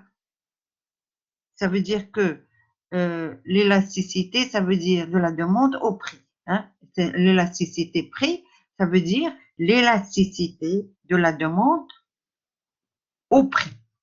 c'est l'élasticité de la demande par rapport au prix. D'accord? Ça veut dire quoi en langage très simplifié? Ça veut dire, est-ce que la demande est élastique par rapport, hein? Est-ce que la demande est élastique? Ça veut dire, est-ce que la demande varie? Est-ce que la demande change? Élastique, ça veut dire change. Par exemple, si vous prenez un morceau de fil, un fil de fer, cette matière-là ne bouge pas, elle est fixe. Vous prenez les deux extrémités d'un fil de fer, elles sont toujours, c'est la même dimension, le fil de fer, si vous prenez des deux côtés. Mais si vous prenez l'élastique, cette matière textile là, vous le prenez et vous, aux deux extrémités, vous tirez, hein, eh bien, vous allongez l'élastique. Ça veut dire que ça va varier, la dimension va varier. Eh bien, c'est la même chose. Ça veut dire l'élasticité prix, ça veut dire ça montre la variation de la demande par rapport au prix, à une variation du prix. De combien va varier la demande suite à la variation du prix. D'accord? C'est ce rapport-là. C'est la variation de la demande par rapport à la variation du prix. Est-ce que la demande réagit fortement? Hein? Par exemple, je proposais un stylo à 3 dirhams, hein? Une configuration, je le proposais à 3 dirhams. Je le mets à 5 dirhams, hein? La demande baisse. Hein? Alors, est-ce que, je ne sais pas comment on dit, est-ce que vous avez fait ça en économie, en microéconomie, est-ce que l'élastique, est-ce que c'est la même variation, hein, uniforme? La demande baisse le prix augmente de 1%, la demande baisse de 1%. Hein? Ça, c'est l'élasticité, je ne sais pas comment on dit. Sinon, vous avez l'élasticité forte, c'est lorsque une diminution par exemple, de 1%, une augmentation de 1% du prix va entraîner une diminution de 5% de la demande. Ça, c'est la demande, elle a réagi fortement. Hein? La variation de la demande a été très importante par rapport 5 fois plus importante, par exemple, ou je ne sais pas, par rapport aux 10 fois plus importante que la variation du prix. La demande est élastique, forte élastique. Quand elle est supérieure à 1 et inférieure à 1, elle est inélastique. C'est le cas des produits de luxe. Même si on augmente le prix, la demande reste stable. Vous voyez? C'est ça. Donc, la demande, c'est-à-dire la sensibilité de la demande par rapport au prix. Hein, c'est la variation de la demande par rapport à la variation du prix. D'accord? Voilà. Donc, essayez de voir ça. Alors, ça, c'est les deux. Et je passe dans la pratique des politiques. Alors, ça, si vous voulez, c'est ce qui se fait. Hein? Oui, oui, ça, c'est très important. Attendez, excusez-moi. Donc, on a vu ça. Et il faut pas oublier qu'il faut toujours, la dernière étape, c'est la dernière étape ici sur la diapo. Mais en fait, c'est une étape euh, que, que le marketeur a toujours en tête. Hein. Il faut que le prix qu'il va retenir, il sait que le prix d'avance, avant de livrer, de décider du prix, de travailler sur le prix, hein, et de réfléchir sur le prix qu'il va fixer, il sait d'avance que le prix, il ne doit pas, le prix doit respecter la personnalité du produit. Il ne faut pas qu'il casse le produit, la personnalité du produit. Dans l'esprit de l'acheteur, du consommateur, le prix, il a une image, une composante de l'image et a une valeur symbolique, comme la marque d'ailleurs. D'accord? Hein? Quelle que soit la position retenue, le choix du prix devra être cohérent et logique. Sinon, il faut le corriger. Il faut veiller, voilà, à ce qu'une suite de mouvements tactiques, la réduction de prix, ne dénature pas le positionnement, ne casse pas la personnalité du produit. C'est très important. quelle que soit la stratégie, il faut toujours garder et ne pas détruire la personnalité du produit. D'accord? Alors, dans la pratique, ça c'est pour essayer de voir, d'élargir un peu le champ de vision. Et on vient de finir comment on fixe le prix en marketing, hein, les stratégies de prix. Et on a vu qu'il y a en fait deux stratégies possibles. Soit je privilégie l'optique rentabilité, et donc rentabilité profit. Et donc la pièce maîtresse, c'est d'abord l'analyse des charges et des coûts en interne. Soit je vais privilégier le marché, optique marché, et je vais analyser la pièce maîtresse, c'est le marché, où il y a la demande, la cible et la concurrence. Voilà. Et je décide de mon prix. Mais quelles que soient ces deux stratégies, il ne faut pas que je casse le positionnement du produit. Il faut que je respecte la personnalité du produit. Un bien de luxe, un produit de luxe, il doit avoir un prix prohibitif, un prix d'exclusivité, d'originalité. Hein. Un produit populaire, il doit être un prix accessible, etc. D'accord, voilà. Sinon, ça c'est les stratégies en tant qu'étude de marketing, mais voilà, dans la pratique des politiques, ce qu'on fait dans la pratique, vous avez le leader, vous avez par exemple dans certains secteurs le leader, puis vous avez les suiveurs, ceux qui suivent, c'est-à-dire qu'on va s'aligner sur le prix du leader. On va pas s'aligner, mais on va suivre le leader. Hein? Si on a un produit qui ressemble au produit leader, on va s'aligner. Sinon, si on a un produit de moins bonne qualité, hein, on est moins prétentieux, ambitieux, eh bien, le prix va être en conséquence. Hein. Leader versus suiveur. Prix de revient, normalement, dans beaucoup d'entreprises, surtout les PME, le prix hein, de vente est fixé généralement, c'est le prix de revient plus une marge, un pourcentage. Le prix d'appel, hein, vous le savez, on en a parlé. Le prix d'appel, ça veut dire on va délibérément fixer un prix le plus bas possible, hein, compte tenu de la sensibilité de la cible, hein, pour essayer d'attirer, pour que ce prix soit un prix d'appel, un prix attractif. Et lorsque le client vient, on va essayer de lui proposer des produits plus rentables pour l'entreprise. Hein? D'accord? Des produits qui sont plus rentables, hein? Où il y a une marge de profit plus importante. Parce que les prix d'appel, généralement, il y a pas. D'accord? Puis, ça, c'est les marchés publics, les prix de soumission, les marchés publics et tout ça. Hein? Ça, c'est pour les commandes publiques. Soumission, appel d'offres et tout ça. D'accord? Dans la pratique, vous avez les éléments perturbateurs, c'est la dernière diapo. Et vous avez des guerres de prix. Hein, guerre de prix. Alors, la guerre de prix, c'est généralement pour les entreprises qui sont très concurrentes, hein, qui proposent à peu près la même chose. Hein. Donc, forcément, la bataille va se faire au niveau du prix. Hein.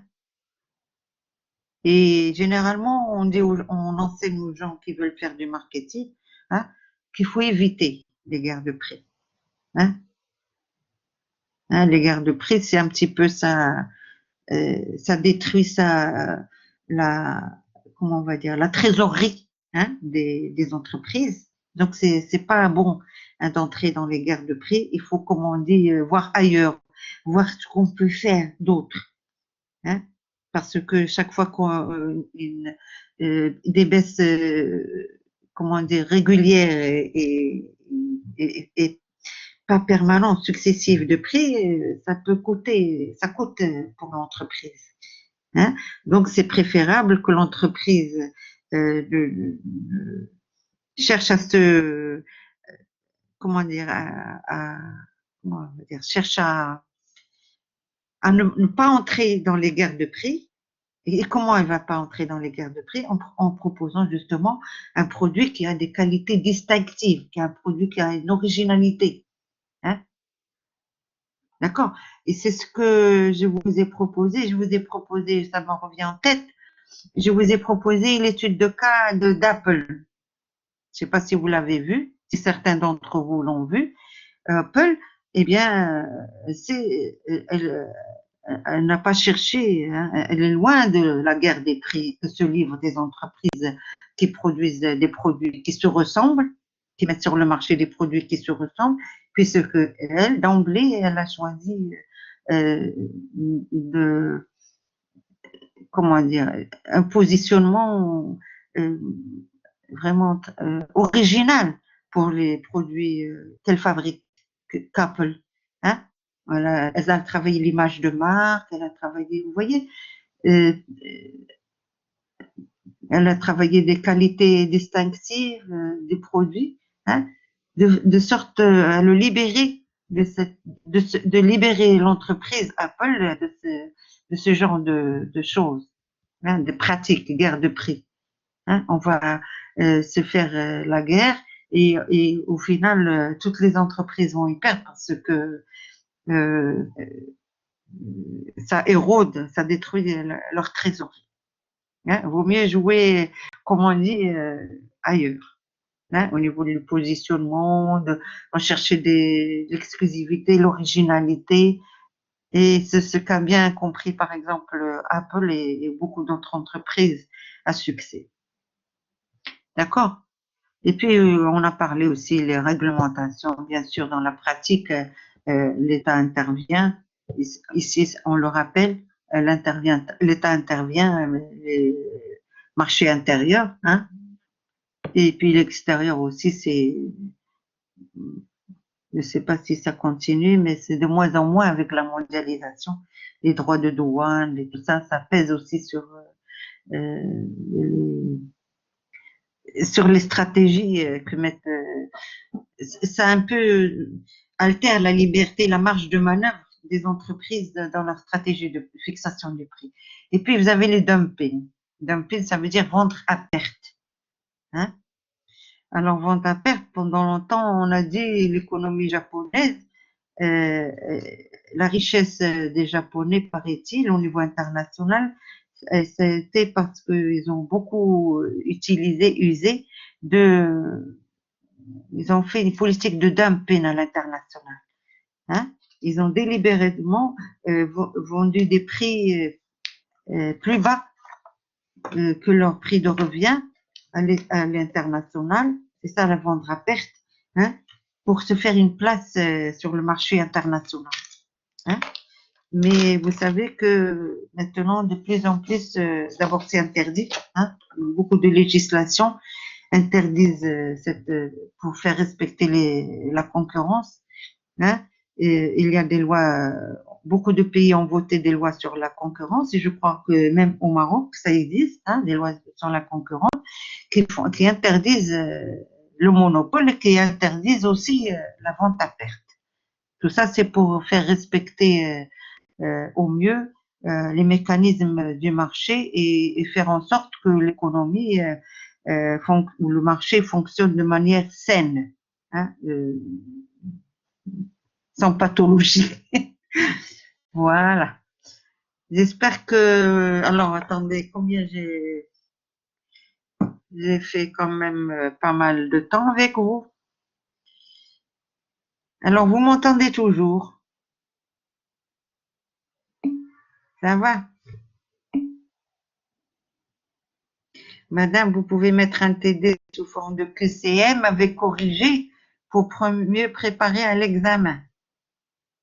Eh ben, c'est pas évident. QCM, vous savez, moi je vous dis, vous allez, vous allez être interrogé sur ce qu'on a fait. Hein? Et vous savez, les QCM, vraiment, c'est pas vraiment des examens pour moi. Hein. C'est très limité en fait. Je crois que c'est un peu frustrant pour tout le monde. Non, peut-être pas pour l'étudiant, mais en tous les cas pour les profs, pour les enseignants. Moi, je trouve que c'est frustrant que l'étudiant soit évalué sur un examen de type QCM. Hein, c'est un peu frustrant parce que Et peut-être pour certains étudiants qui travaillent, qui sont brillants, c'est un peu frustrant aussi parce qu'ils n'ont pas l'occasion de développer leurs idées, je sais pas. Mais rassurez-vous, euh, moi je vais poser des questions pour que tout le monde, la plupart réussissent, la grande majorité d'entre vous réussissent, hein. C'est-à-dire, je vais poser des questions de cours, hein, des choses qu'on aura vues, d'accord? C'est-à-dire les diapos que je vous ai présentés. Ça va? Alors je ne sais pas si vous étiez avec moi l'année dernière en management. Vous étiez avec moi, vous avez management S2. Non, Oui. madame. Non, enfin, il y en a qui étaient, bon, bien sûr, il y a eu vraiment un gros pourcentage d'étudiants qui ont été admis, hein, à la première session. Donc, le QCM, ça arrange les étudiants. Et le QCM, qu'est-ce qu'il y a, comment dire, quel est le facteur qui a fait que nous avons décidé de faire le QCM? Eh bien, vous le savez comme moi, c'est cette pandémie mondiale, hein, l'enseignement à distance, l'évaluation à distance. Donc, j'espère qu'au moins certains d'entre vous ont retenu quelque chose de ce cours de marketing, mais nous n'avons pas encore fini, hein, parce que j'ai encore une partie, la deuxième partie. Attendez, je vais vous montrer à l'instant si j'arrive à la voir, hein. Je vais essayer, si vous permettez, je vais essayer comment dire, de vous montrer un autre fichier qu'on va travailler dans la prochaine séance, d'accord? Parce que c'est en lien avec avec c'est la suite de ce document-là, de ce fichier-là. Donc, je voudrais vous montrer. Par exemple, vous, combien vous avez eu, monsieur, là, qui vient de m'envoyer le message? Combien vous avez eu? Pour ne pas citer votre nom. Celui qui a posé la question via le TD sous forme de QCM. Combien vous avez eu en management? Combien? Ah, ça va. Ben, ça va. Il y en a qui ont eu 17. Voilà. 17 et, je sais pas, 18, je crois pas, mais 17, oui. Il y a des étudiants qui ont eu 17 management SEO. Donc, vous voyez, c'est des questions très simples que je pose. Je me permets peut-être de poser une ou deux questions un petit peu large, hein. Et encore, je vais pas les poser large. Maintenant, je vous ai donné. Alors, ça me revient. Il faut que je vous dise ce que j'ai déposé pour vous. Je l'ai pas dit tout à l'heure, mais il faudrait bien regarder hein, ce qui est déposé sur la plateforme. J'ai mis aussi un petit document concerne études de cas, notamment d'Apple. Hein? Je viens de déposer, je crois, avant-hier, il y a 2 jours, je crois. Apple, il y a Bic et puis il y a la marque il y a un indouane là, de produits cosmétiques marocains. Donc, essayez de voir surtout l'étude de cas d'Apple, essayez d'y réfléchir, quoi, de la lire avec intérêt, en essayant de réfléchir. D'accord? Voilà. Donc, si vous permettez, dans 5-10 minutes, je reviens vers vous et je vais essayer de voir si j'arrive à ouvrir l'autre fichier.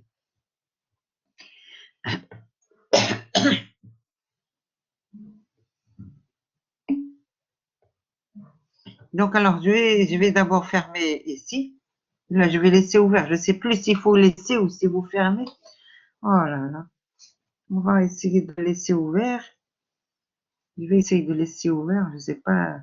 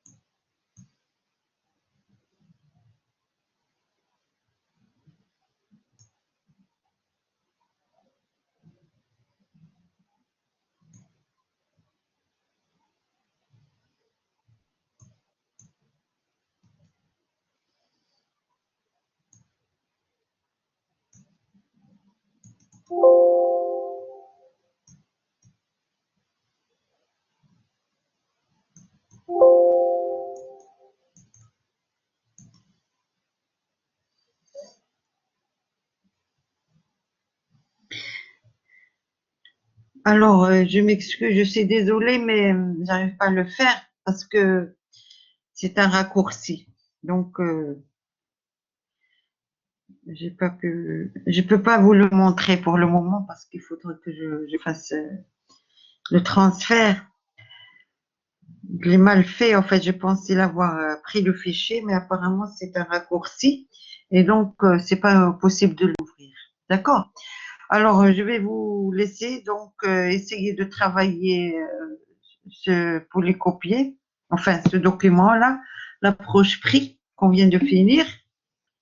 Et la prochaine fois, je vais essayer de la faire plus tôt possible pour vous.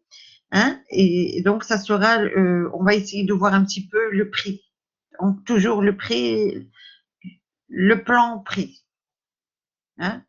On va essayer de voir un peu, on va voir le seuil de rentabilité, on va voir l'élasticité, on va voir des choses comme ça. D'accord? Et donc, ça sera le dernier volet, hein, pour l'examen. Mais encore une fois, je pourrais mettre à votre disposition, parce que je les ai déjà, la distribution comme vous le voulez, la communication, hein. Je pourrais mettre la distribution ou la communication, ou les deux, hein, si vous le demandez. Ou alors, je vous donnerai la distribution. Voilà.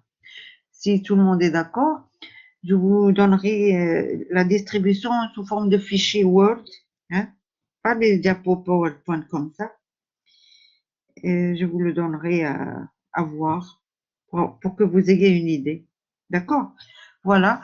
Donc, je vous remercie de votre attention, hein, et je suis désolée, hein, d'avoir manqué quelques séances, mais j'étais un petit peu fatiguée. Et voilà. Et donc, je vous représente mes meilleurs vœux, hein, pour la nouvelle année. J'espère que vous allez bien réussir, un plein succès et tout ça. Je voulais déjà, merci beaucoup. J'ai déjà souhaité la bonne année dans la foire aux questions, mais apparemment, vous regardez pas la foire aux questions, vous regardez pas parce que personne n'a répondu. Donc, voilà, je vous présente mes meilleurs vœux pour la bonne année, une nouvelle année. J'espère que ça sera une année euh, où plein succès pour tout le monde et réussite parfaite, hein, et bonne santé et bonne année. Voilà. Donc, je vous remercie et à la prochaine séance. Je vous mettrai bientôt l'heure, le jour. D'accord? Ça sera bientôt. Rapide. Je vais essayer de faire la programmer, pas dans une semaine, mais beaucoup plus tôt. D'accord? Ben, je vous remercie beaucoup et merci de votre attention et bonne continuation. Merci bien. Au revoir.